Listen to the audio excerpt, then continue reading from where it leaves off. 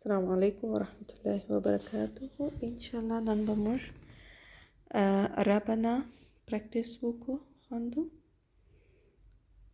نحمده ونصلي على رسوله الكريم، أما بعد فأعوذ بالله من الشيطان الرجيم. بسم الله الرحمن الرحيم. ربنا را باندې فتحه ده، دلته به د با سره یو ځای کوو. پر با شد دی، شد مطلب دوه وارې ادا کول. پر با باندې فتحه یو حرکت نه به کشوو، ولې دلته مد راغلی دی، د دې بعده حمزه دی، نو دا به موږ د دروسو څلور حرکت په کشوو. ربنا آتینا، حمزه دوه حرکت کشوو، مد بدل دی در سره، ولاړ زوړ چې دی. تی یو حرکت تازه دی، نا به دوه حرکت کشو، حروف مده دی. آتینا، ربنا آتینا. فد، فا چې د حروف مده دی، لیکن دلته په دال شد دی، نو دا به موږ د دال سره ډایرکټ یو ځای کوو. په دال باندې پیش دی، د نون سره یو ځای کوو، یا به دوه حرکته کشوو. نو دا به څنګه وایو؟ ربنا آتنا فی الدنیا. فد، فا به د دال سره یو ځای کیږي، فی الدنیا حسنه.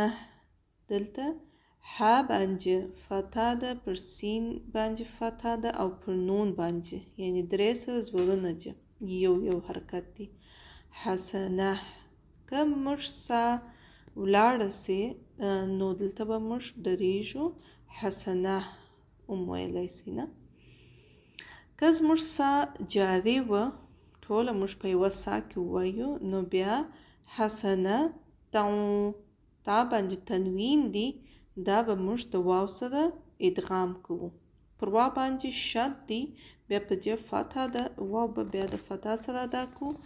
فل، فا باندې زیر دی، دا به ډایرکټ لام سره یو ځای کوو. فل آخره، به دوه حرکت کشو.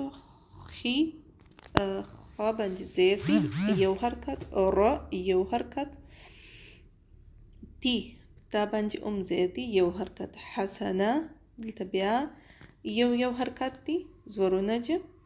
پر تا باندې تنوین دی، بیا که دلته موږ سا د غونجې نو حسنه وایو، که نه نو بیا موږ جاري ځو، تا به د واو سره ادغام کو. پر واو شد دی، یو حرکت. قاف باندې زیر دی، یو حرکت. نه دوه حرکت کشو. عذاب، دلته یو حرکت. ذاب کشو، دلته پر باب فتحه ده یعنی زوار دی، نو دا به موږ د نون مشدد سره یو ځای کو.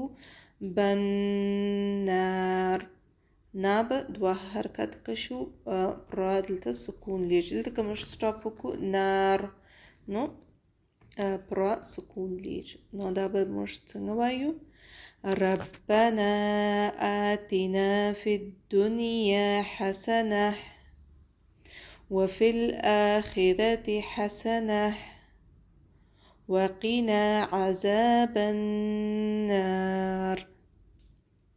او که زموږ په یوه سا کې ټوله وایو، نو بیا به څنګه وایو؟ ربنا آتنا في الدنيا حسنة وفي الآخرة حسنة وقنا عذاب النار.